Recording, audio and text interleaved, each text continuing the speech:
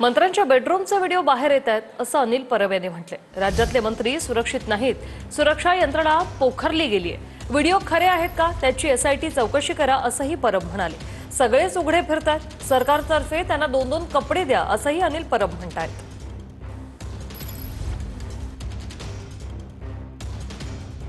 ही चड्डी बनियन गँग किंवा चड्डी टॉवेल गँग चे व्हिडिओ महाराष्ट्रात फिरतायत आणि या गँगचे व्हिडिओ एखाद्या मंत्र्याच्या बेडरूम मध्ये असलेले व्हिडिओ बाहेर येत आहेत। अहो सरकारतर्फे 2-2 कपडे तर द्या, सगळे उघडे फिरतायत। काय चाललंय?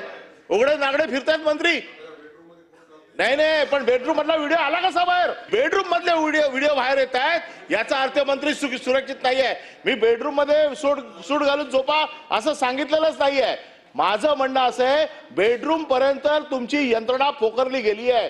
डिजिटलायझेशन फ्रॉड हा जो आहे हा मंत्र्याच्या घरापर्यंत गेलेला आहे आणि त्याच्यामुळे मंत्री जर सुरक्षित नसतील तर सर्वसामान्य माणूस काय सुरक्षित राहील?